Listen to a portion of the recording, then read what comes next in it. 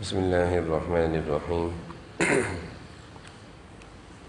الحمد لله والصلاة والسلام على سيدنا محمد وعلى آله وأصحابه أجمعين. أما بعد فأعوذ بالله من الشيطان الرجيم. بسم الله الرحمن الرحيم. يا أيها الذين آمنوا كتب عليكم الصيام كما كتب على الذين من قبلكم لعلكم تتقون. وقال تعالى فمن شهد منكم الشهر فليصم. صدق الله مولانا العظيم. اللهم صل على سيدنا ومولانا محمد وعلى آل سيدنا ومولانا محمد وبارك وسلم.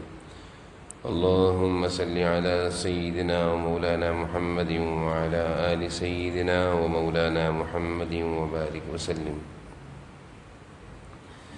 میرے قابل احترام بزرگوں اور عزیز بھائیوں، یہ رمضان کا مبارک مہینہ اللہ تعالیٰ نے ہمیں عطا فرمایا ہے۔ اس مہینے کی قدردانی کا اللہ تعالیٰ کی طرف سے ہمیں حکم ہے۔ جناب نبی کریم صلی اللہ علیہ وسلم کی ارشادات کی روشنی سے معلوم چلتا ہے کہ اس مہینے کی صحیح طریقے سے قدر کرنی چاہیے، صحیح طریقے سے اعمال کا اہتمام کرنا چاہیے۔ کوشش یہ ہونی چاہیے کہ زیادہ سے زیادہ نیک اعمال کے ساتھ زیادہ سے زیادہ خیر کے کاموں میں، اچھے کاموں میں، عبادتوں میں رمضان کے مہینے کا ایک ایک لمحہ، ایک ایک منٹ گزر جائے۔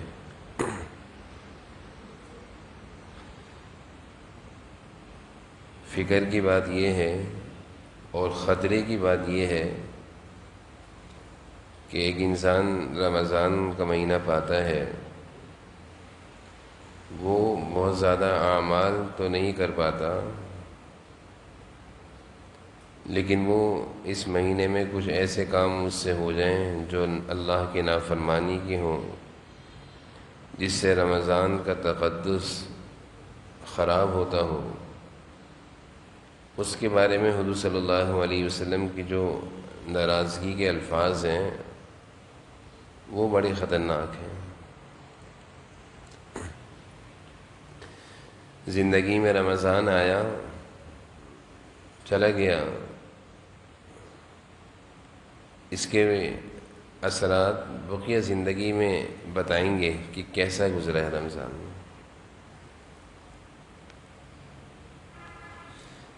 جس وقت رمضان چل رہا ہے، موجود ہے، روزے گزر رہے ہیں، ابھی کچھ پتہ نہیں چلے گا۔ جب رمضان چلا جائے گا تو بقیہ زندگی 11 مہینے جو ہوں گے، رمضان کے بعد کی زندگی ہمیں بتائے گی کہ رمضان میں ہم نے کیا کیا ہے۔ جیسے ایک کاروبار میں پیسہ لگایا جاتا ہے، کاروبار شروع کیا جاتا ہے تو کاروبار چلتا رہتا ہے۔ جب حساب کرنے بیٹھتے ہیں پھر پتہ چلتا ہے کہ فائدہ ہوا یا نقصان ہوا۔ تو رمضان تو گزر رہا ہے، گزر جائے گا، لیکن اس کی عملی زندگی پر کیا اثرات پڑتے ہیں جو کہ رمضان کی زندگی ہے، اچھے اثرات یا برے اثرات، تو وہ تو رمضان کے بعد ہی معلوم چلیں گے۔ بہت ساری ہماری ناکامیاں اور پریشانیاں اور مصیبتوں کے اسباب میں سے ایک بہت بڑا سبب یہ ہے کہ ہم اللہ تعالیٰ کی طرف سے جو شعائر اسلام ہیں، جن میں سے رمضان بھی ایک شعائر اسلام ہے، ان کی ہم قدر نہیں کرتے، ان کی ہم قدر نہیں کرتے۔ جس طرح ان شعائر کی تعظیم کرنی چاہیے تھی، ان کا احترام اور استقبال ہونا چاہیے تھا، وہ استقبال اور احترام نہیں ہو سکا، جس کی وجہ سے ہماری زندگیوں کو بہت سارے مسائل اور مشکلات کا سامنا کرنا پڑتا ہے۔ اللہ تعالیٰ کی طرف سے مقرر کردہ جو حدود ہیں، جو شعائر اسلام ہیں، جو احکام اسلام ہیں، ان میں کوتاہی ان کے تقدس کو خراب کرنے کی کوشش، اس کے برے اثرات ہماری زندگی پہ پڑتے ہیں اور ہماری ناکامیاں اور ہمارے نقصانات اور ہماری پریشانیاں اور کاروبار کا ٹھپ ہو جانا، بیماریوں پریشانیوں کا سامنا کرنا، یہ ایک وجہ اس کی یہ بھی ہے کہ ہم نے شاعر اللہ کی تعظیم اور استقبال اور احترام نہیں کیا۔ جیسے میں نے ابھی عرض کیا ہے کہ ایک شخص کچھ بھی نہ کرے، سوتا رہے، اور ایک شخص شاعر اللہ کی تعظیم تقدس کو پامال کرتا ہو، اس کے لیے بڑی فکر کی بات نہیں۔ رمضان آ گیا ہے، اگر ہم اس کی قدر نہیں کرتے تو کیا ہوگا ہمارے ساتھ، وہ خطرے کی چیز ہے۔ فضائل رمضان تو ہم بہت سنتے ہیں، اعمال رمضان بھی سب کو پتہ ہے کہ روزہ رکھنا ہے، تراویحیں پڑھنی ہیں، اللہ تعالیٰ سے مغفرت کی دعائیں کرنی ہیں، آخری عشرے میں اعتکاف کرنا ہے، شب قدر تلاش کرنی ہے، یہ اعمال رمضان ہیں، سب کو پتہ ہے۔ لیکن اعمال رمضان میں کوتاہی ہو جائے پھر معافی ہے، لیکن رمضان کے تقدس کو جو پامال کیا جاتا ہے اور جو رمضان کی اہمیت کو گرانے کی کوششیں ہوتی ہیں، یہ بڑی خطرے کی چیز ہے۔ رمضان شروع ہوتا ہے، ایک عجیب قسم کی فضا بن جاتی ہے، ایک عجیب قسم کا ماحول بنا دیا جاتا ہے، کہیں مہنگائی دکھائی جاتی ہے، کہیں لوگوں کی بے روزگاری دکھائی جاتی ہے، کئی لوگوں کا مالوں پر چھینا چپٹی دکھایا جاتا ہے، کہیں زکوٰۃ کی تقسیم اور زکوٰۃ کے مستحقین کو دکھایا جاتا ہے، کہیں زکوٰۃ کے نام پر ہسپتال بنانے کو دکھایا جاتا ہے، کہیں زکوٰۃ کے نام پر زکوٰۃ وصول کرنے کے لیے مختلف چیزیں دکھائی جاتی ہیں سوشل میڈیا پر۔ تو رمضان کا تقدس، بلکہ رمضان کا جو مقصد تھا وہ تو گیا، ان چیزوں کی نظر ہو گیا کہ زکوٰۃ جمع کرو اور زکوٰۃ کے نام پر افطاری کھلاؤ لوگوں کو، زکوٰۃ کے مال کی، زکوٰۃ کے نام پر بازار لگاؤ، بازار میں مال تقسیم کرو اور لوگوں کو بھکاری بنا دو، بس رمضان میں بھکاری بنا دو۔ ایک طرف تو یہ مہم چل رہی ہے کہ بھکاریوں سے چھٹکارا، اور ایک طرف اپنی قوم کو بھکاری بنا رہے ہیں۔ یہ تو اللہ سے لینے کا مہینہ تھا، یہ تو اللہ تعالیٰ سے مانگنے کا مہینہ تھا۔ اس مہینے میں تو قوم کو یہ کہنا تھا کہ میں اللہ سے اپنے مسئلے حل کراؤ، بجائے یہ کہ ہم نے اپنی قوم کو زکوٰۃ اور مال اور ان چیزوں میں لگا دیا۔ لائنوں میں لگے ہوئے ہیں، افطاریاں کر رہے ہیں، لائنوں میں لگ کر راشن وصول کر رہے ہیں۔ صحیح ہے، غربت بہت زیادہ ہے، پورے سال اس غربت کا سلسلہ چلتے رہنا چاہیے، لوگوں کی امداد ہوتی رہنی چاہیے، لیکن رمضان کے مہینے کا یہ مقصد نہیں ہے کہ لوگوں کو اللہ کی عبادتوں سے ہٹا کر کھانے پینے کی لائنوں میں لگا دیا۔ اب ہر ایک کی زبان پر یہ مہنگائی بہت ہے،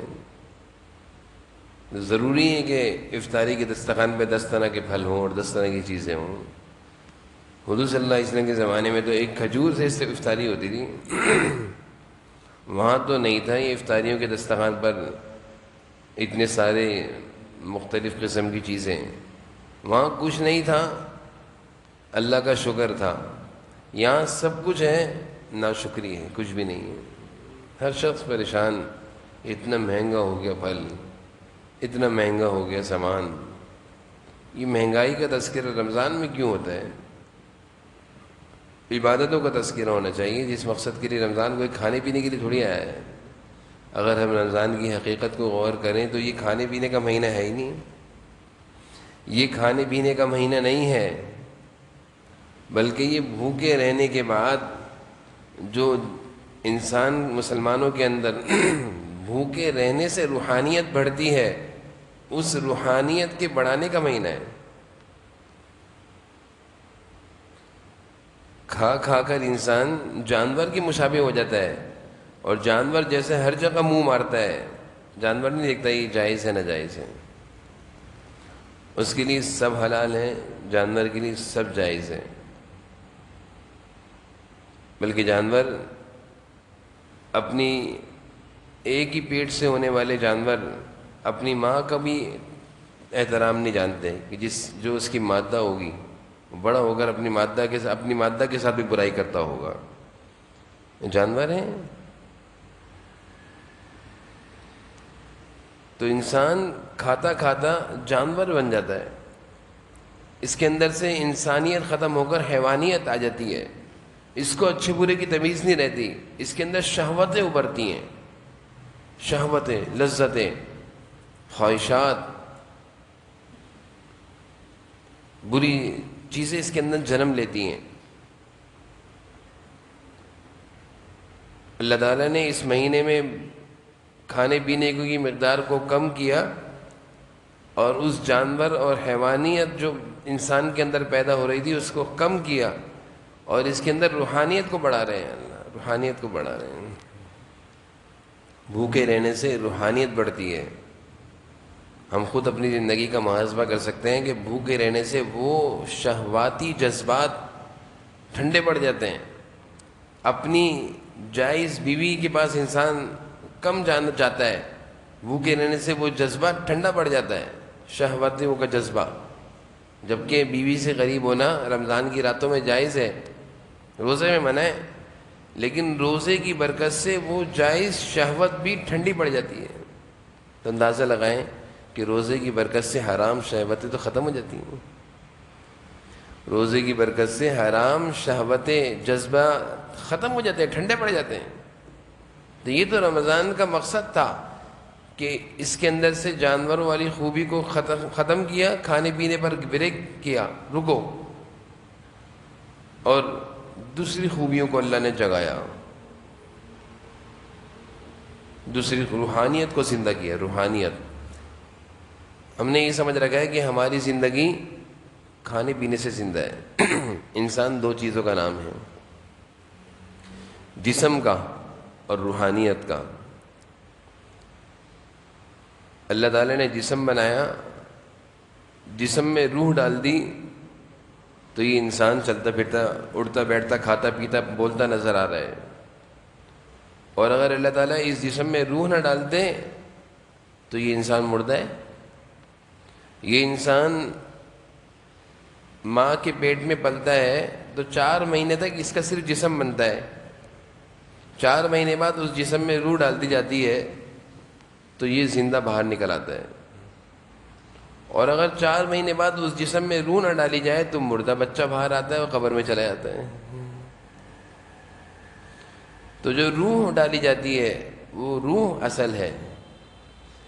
جسم کی حیثیت کیا ہے؟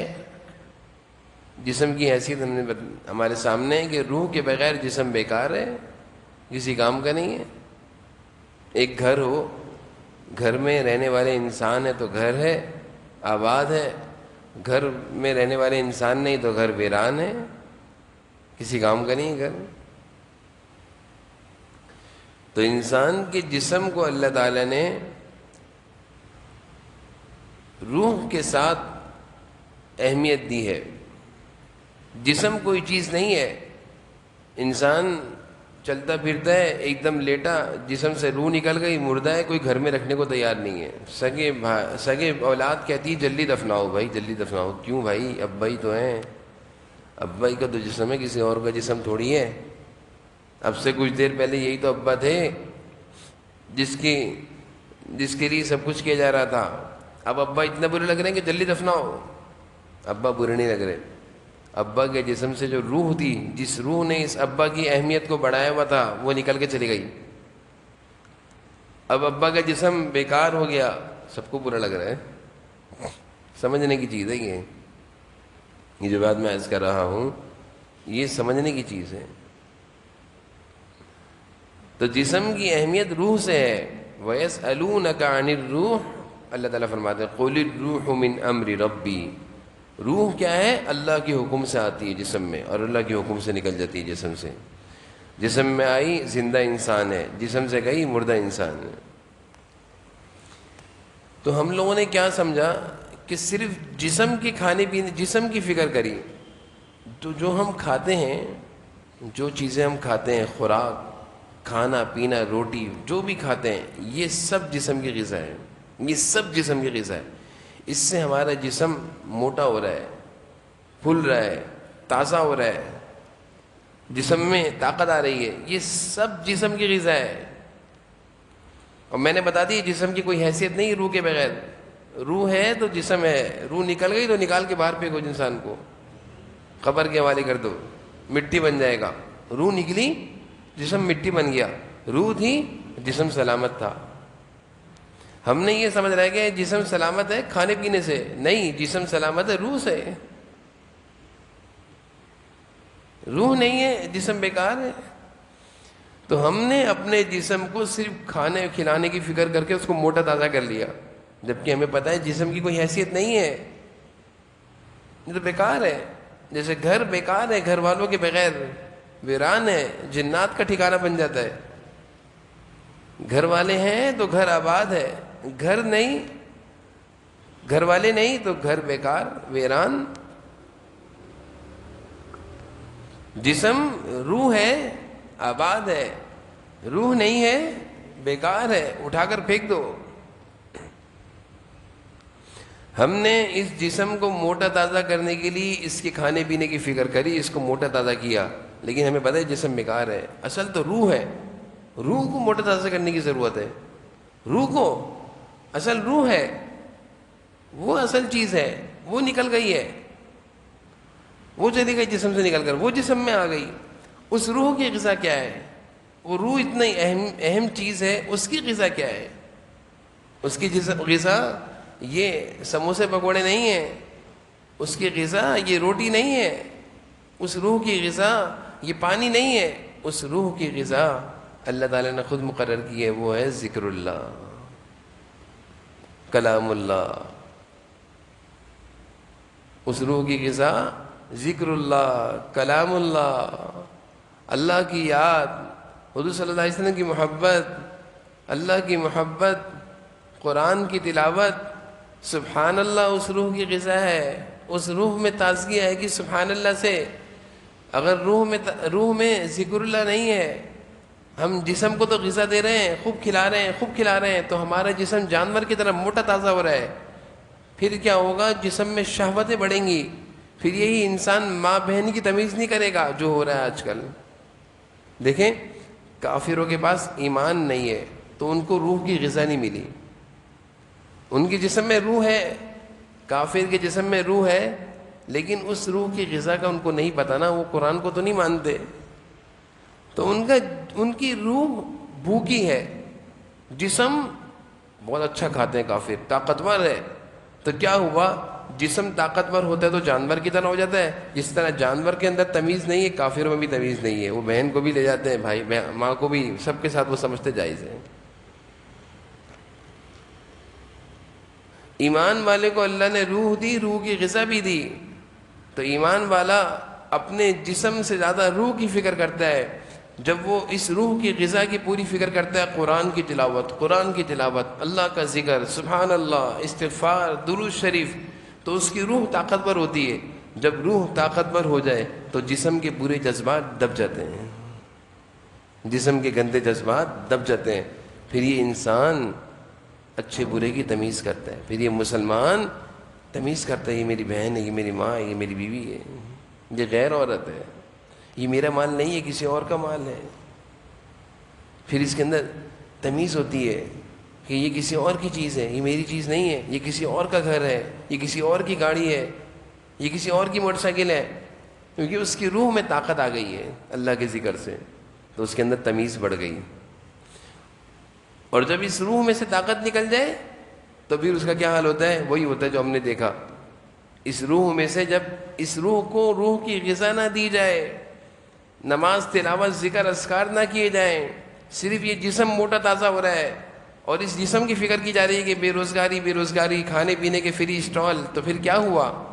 ان کے پاس روح کی غذا نہیں تھی. انہوں نے کہا یہ اسٹال لگے میں لوٹ مار لوں، جائز ہے.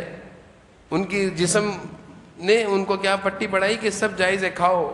اگر ان کے پاس قرآن و حدیث روح کی غذا ہوتی ہے، وہ کہتے نہیں جائز نہیں ہے کسی کی چیز کو زبردستی لینا. یہ سمجھنے کی چیزیں ہیں. ان چیزوں کو سمجھنا چاہیے کہ ہم ہیں کیا، ہمارا جسم ہے کیا. جب تک ہم اس کو نہیں سمجھیں گے، بخدا میں عرض کر رہا ہوں، ہم اپنا نقصان کریں گے، ہم اپنا نقصان کریں گے. حضرت موسیٰ علیہ السلام، اللہ تعالیٰ کہہ رہے ہیں جاؤ فرعون کو سمجھانے کے لیے. حضرت موسیٰ علیہ السلام کہہ رہے ہیں اے اللہ ظالم ہے، خوف آ رہا ہے، مجھے نقصان نہ پہنچائے. اللہ تعالیٰ نے یہ نہیں کہا 4-6 تلواریں لے لو، توپیں لے لو، بندوقیں لے لو اور اپنے ساتھ 10-12 گارڈ لے لو. نہیں، اللہ نے فرمایا کہ اے موسیٰ میرا ذکر کثرت سے کرتے ہوئے جانا، میرا ذکر کثرت سے کرتے ہوئے جانا، یہ ذکر تمہیں بچائے گا، یہ ذکر تمہیں اس فرعون کے ظلم سے بچائے گا. تو معلوم چلنا چاہیے کہ ذکر کیا طاقت ہے، ذکر کی کیا طاقت ہے، قرآن کی تلاوت کی، ذکر اذکار کی کیا طاقت ہے کہ یہ انسان کو برائیوں سے بچاتا ہے. اور اگر ہم نے ان چیزوں کی فکر نہ کری تو ہم اپنا حال دیکھ سکتے ہیں. آج ہماری قوم کا کیا حال ہے، کسی کو نہیں پتہ حلال حرام کیا ہے، جائز ناجائز کیا ہے. وہ کہتے ہیں سب کچھ جائز ہے، کسی کا مال ہو کھاؤ اٹھا کر، کسی کی چیز ہو کھاؤ اٹھا کر، کسی کا بھی کچھ ہو اٹھاؤ، موٹر سائیکل کھڑی اسٹارٹ کر کے چل پڑو. یعنی کس قدر چوری دھکیتیاں چھینا جھپٹی چل رہا ہے. کسی کی عزت محفوظ نہیں، کوئی ماں بہن اپنی عزت محفوظ نہیں کر سکتی، کسی ماں بہن کی عزت محفوظ نہیں، کسی کا مال محفوظ نہیں. یہ کہاں ہوتا ہے؟ یہ جنگل میں ہوتا ہے، جنگل میں ہوتا ہے. یہ جانور نکلتا ہے تو کسی کو بھی نوالا بنا لیتا ہے. جانوروں کے جنگلوں میں کوئی قانون کوئی نظام نہیں ہوتا، کیونکہ ان کے پاس صرف جسم ہے، ان کے پاس روحانی غذا نہیں ہے جس سے ان جانوروں کو پتہ چلے کیا جائز ہے کیا ناجائز ہے. شیر کو کون بتائے گا کہ تم نے جو ہرن کا شکار کیا ہے غلط کیا ہے، تم نے ایک زندہ چلتے پھرتے ہرن کو مار کے کھا لیا. جانور ہے، وہاں یہ تمیز نہیں ہے. تو جنگلوں میں یہ ہوتا ہے. یہ تو انسانی معاشرہ ہے، انسانوں میں تو یہ تمیز اللہ نے رکھی ہے کہ تمہارے لیے یہ جائز ہے جو تم کر رہے ہو، تمہارے لیے یہ حلال ہے جو تم یہ لے رہے ہو، تم یہ جو کر رہے ہو یہ صحیح کر رہے ہو غلط کر رہے ہو. یہ انسانوں میں ہوتا ہے. لیکن یہ انسانوں میں تمیز کب آئے گی؟ جب انسانوں کی روحانی غذا بھی ہوگی. صرف جسمانی غذا نہیں ہوگی، روٹی روٹی روٹی نہیں، جب روحانی غذا ہوگی، ذکر تلاوت قرآن، پھر اس کے اندر یہ تمیز آئے گی کہ میں یہ غلط کر رہا ہوں صحیح کر رہا ہوں. یہ تمیز ختم کر دی گئی ہے. یہ تمیز ہمارے اندر سے ختم ہوتی جا رہی ہے. بس بھوک کے نام پر جہاں چاہو لائن میں لگ جاؤ. یہ نہیں پوچھنا کہ جو مال تقسیم کر رہا ہے صحیح کر رہا ہے غلط کر رہا ہے. بس دیکھا فری میں تقسیم ہو رہا ہے، لگ جاؤ لائن میں. اب فری میں تقسیم کرنے والا کس کا مال تقسیم کر رہا ہے؟ زکوٰۃ کے نام پر افطاری کے دسترخوان، اس دسترخوان پر وہ بھی بیٹھ رہا ہے جس کو زکوٰۃ نہیں لگتی، وہ بھی کھا رہا ہے. لوگوں کی زکوٰتیں برباد ہو رہی ہیں. زکوٰۃ کے پیسوں پر سستے بازار، ان بازاروں سے وہ بھی خرید رہا ہے جو مستحق کے زکوٰۃ نہیں، سید بھی ہے، وہ خود مالدار ہے. لوگوں کی زکوٰتیں خراب ہو رہی ہیں. اب یہ چیزیں کون بتائیں؟ یہ کون تمیز دے؟ خدا را خدا را. ہر نعرے کے پیچھے مت لگنا چاہیے، اور خدا را ہر چیز کو اپنے لیے حلال نہیں سمجھنا چاہیے. کہیں دیکھا شربت کا گلاس تقسیم ہو رہا ہے، کھڑے ہو گئے پی لیا، واہ جائز ہے. او بھائی اس نے جو شربت پلایا یہ کون ہے؟ یہ کافر ہے مسلمان ہے، یہ قادیانی تو نہیں ہے. اس نے جو شربت پلایا ہے، سود کا مال تو تمہیں شربت پلا کر نہیں پلا رہا، تمہارے پیٹ میں سود تو نہیں اتار رہا، بس شربت مل رہا تھا فری میں کھڑے ہو کر پی لیا. کیا ہو رہا ہے یہ؟ مسلمان تو ایک ایک نوالا. حضور صلی اللہ علیہ وسلم کے سامنے کچھ پیش کیا گیا، آپ نے کہا کس کا ہے، کہاں سے آیا؟ صحابہ میں سے آپ صلی اللہ علیہ وسلم پوچھتے تھے یہ کس کا ہے، کہاں سے آئے بتاؤ. حدیث میں آپ صلی اللہ علیہ وسلم فرما رہے ہیں ایمان والے سے سوال ہوگا کہاں سے کمایا تھا، کہاں خرچ کیا تھا. یہ کوئی وہ تھوڑی ہے پیٹ ہے بھرتے رہو، تو جانور بھرتا ہے پیٹ، جو ملا بھر لیا، جو ملا بھر لیا. مسلمان کھانے پینے سے پہلے پوچھتا ہے بھائی یہ کیا ہے، کس کا ہے، جائز ہے ناجائز ہے. میں نے کل اثر میں یہ درس میں بیان کیا تھا، حضرت ابو بکر صدیق رضی اللہ عنہ کو ایک چیز پیش کی گئی انہوں نے وہ چیز اپنا قریبی آدمی تھا، ان کا خادم تھا، ان کے ساتھ رات دن رہتا تھا، اس کی ایک چیز پیش کرنے پر کھا لی۔ بعد میں اس سے پوچھا، پہلے پوچھنا بھول گئے کہ یہ کہاں سے آئی تھی، تو اس نے اس چیز کا آمدنی کا ذریعہ جو بتایا وہ جائز نہیں تھا، مشکوک تھا۔ حضرت ابوبکر صدیق نے جیسے سنا، او تو نے مجھے یہ چیز کھلا دی، انگلی گلے میں ڈال کر قے کر رہے ہیں، وہ جو کھایا تھا سب نکل گیا، اس کے ساتھ اندر کا پانی بھی نکل رہا ہے، تکلیف اٹھا رہے ہیں، جب تک کہ اپنا معدہ اور پیٹ خالی نکل لیا اس چیز سے، انگلی کر کے قے کرتے رہے۔ کسی نے کہا کہ ابوبکر اتنی تکلیف اور مشقت اٹھانے کی ضرورت کیا تھی؟ کہا کہ میں نے جناب نبی کریم صلی اللہ علیہ وسلم سے سنا ہے، میں نے اپنے محبوب سے سنا ہے کہ جس جسم کا حصہ لقمہ حرام بنے گا وہ جنت میں نہیں جائے گا، وہ جہنم میں جائے گا۔ تو اب اس سے اندازہ ہو جانا چاہیے کہ اپنے کھانے پینے کو دیکھ لیا کریں کہ ہم کیا کھا رہے ہیں۔ بہرحال رمضان سے متعلق بات شروع کی تھی، اس پر ہماری بات چلی نہیں، لیکن ایک بہت اہم بات ہمارے پاس آ گئی ہے کہ انسان کی جسم کی کیا اہمیت ہے اور اس کی روح کی کیا اہمیت ہے، یہ ہمیں سمجھ لینا چاہیے، اور آئندہ اسی سمجھ کو سامنے رکھ کر اپنی زندگی گزارنی چاہیے کہ میں نے اپنی روح کو تر و تازہ کرنا ہے، اپنی روح کو جاندار بنانا ہے۔ روزہ اللہ تعالی نے جو فرض کیا ہے اسی روح کو موٹا تازہ کرنے کے لیے فرض کیا ہے۔ روزہ اللہ تعالی نے جو فرض کیا ہے اسی روح کو، انسانی روح کو موٹا تازہ کرنے کے لیے فرض کیا ہے، انسانی جسم کو موٹا کرنے کے لیے نہیں، انسانی جسم کو پتلا کرنے کے لیے، اس کی جنسی خواہشات کو دبانے کے لیے، ختم کرنے کے لیے، اور اس کی روحانیت کو بڑھانے کے لیے، اس کی حیوانیت اور جانور پنے کو ختم کرنے کے لیے، اس کی روحانیت، فرشتہ نما صفات، انبیاء علیہ السلام کی صفات بڑھانے کے لیے فرض کیا ہے۔ یہی تو وجہ ہے کہ حضور صلی اللہ علیہ وسلم اکثر روزے سے ہوتے تھے، گھر تشریف لائے، ہاں بھائی کچھ ہے کھانے کو؟ اللہ کے رسول کچھ بھی نہیں ہے، چلو میں روزے سے ہوں۔ حضرت داؤد علیہ السلام ایک دن روزہ رکھتے تھے، ایک دن افطار۔ صحابہ میں سے اکثر صحابہ روزہ رکھتے تھے، غزوات میں جا رہے ہیں، حضور صلی اللہ علیہ وسلم روزہ توڑوا رہے ہیں کہ روزہ نہیں رکھنا، میدان جہاد میں لڑنا ہوگا، بھاگنا ہوگا، تم روزے سے ہوگے تو طاقت کم ہوگی، روزہ نہیں رکھو۔ وہاں پہ روزے رکوائی جا رہے ہیں اور یہاں پہ روزے رکھوانا مشکل ہو گیا۔ کہتے ہیں روزہ میں کیسے رکھوں گا، میں بھوکا نہیں رہ سکتا، جسم کو کھانے پینے کا اتنا عادی بنایا کہ اب بھوکا رہنا مشکل ہو گیا۔ تو روزے کا اصل مقصد کیا ہے؟ روحانیت کو زندہ کرنا، روحانیت، ایمانیت۔ روحانیت زندہ ہوتی ایمان سے، ایمانی کاموں سے، ایمانی اعمال سے۔ روحانیت زندہ نہیں ہوتی کھانے پینے سے جانوریت، حیوانیت زندہ ہوتی ہے، کھانے پینے سے جنگل کا قانون زندہ ہوتا ہے، اور انسانوں کا نظام اور قدرتی خدائی نظام اور آسمانی نظام اور انبیاء علیہ السلام کی زندگی کا نظام وہ بھوکے رہنے سے زندہ ہوتا ہے۔ یہی وجہ ہے کہ انبیاء علیہ السلام میں سے ہمارے تو جناب نبی کریم صلی اللہ علیہ وسلم بہترین ہمارے لیے نمونہ ہے، آپ اکثر بھوکے رہا کرتے تھے۔ تو سب سے زیادہ انسان کی روحانیت کو جو طاقت ملتی ہے بھوکے رہنے سے ملتی ہے۔ اسی وجہ سے کہا کہ افطاری تھوڑی کرو، سحری تھوڑی کرو۔ یہ نہیں کہ ہم جتنا عام دنوں میں کھاتے تھے وہ سارا ہم افطاری اور سحری میں برابر کر دیں، تو پھر روحانیت کیسے زندہ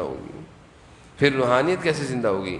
اس لیے اس روزے کا ایک بڑا مقصد وہ اپنی روحانیت کو زندہ کرنا ہے۔ اس مقصد کو سامنے رکھ کر اپنی زندگی گزاریں، اس کی فکر نہ کریں کہ چیزیں مہنگی ہو رہی ہیں، ہم نے کھانا ہی کم ہے، ڈبل مہنگائی ہو جائے، ہم نے تو ویسے ہی کم کھانا ہے، ہم نے تو کھانا ہی کم ہے۔ ان چیزوں کی طرف ذہن مت لے جائیں۔ اللہ کے رمضان کے مقصد کو پہچانے کی یہ رمضان عبادت کا مہینہ ہے، یہ کھانے پینے کا مہینہ نہیں ہے، یہ کھانے پینے کا مہینہ نہیں ہے، نہ ہی یہ خریداری کا مہینہ ہے، نہ ہی یہ گھومنے کا مہینہ ہے، یہ تو عبادت کا مہینہ ہے۔ اس لیے جب یہ مقصد سامنے ہوگا تو یہ جو دھوکے بازیاں آج کل ہمارے معاشرے میں چل رہی ہیں کہ ہماری ساری قوم کو بھیکاری بنا کر زکوٰۃ کی لائن میں لگا دیا، ہماری ساری قوم کو بھیکاری بنا کر افطاری کے دسترخوانوں پر لا کر بٹھا دیا۔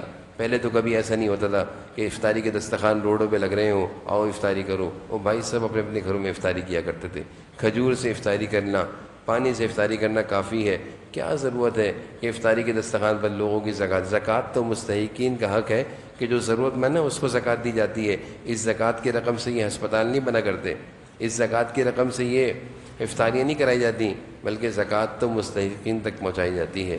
اللہ تعالی ہم سب کو جو کچھ کہا سنا اس پر عمل کی توفیق نصیب فرمائے۔ وآخر دعوانا الحمد للہ رب العالمین والصلاۃ والسلام علی رسول اللہ۔ یا اللہ یا رحمن الرحیم یا مجرم۔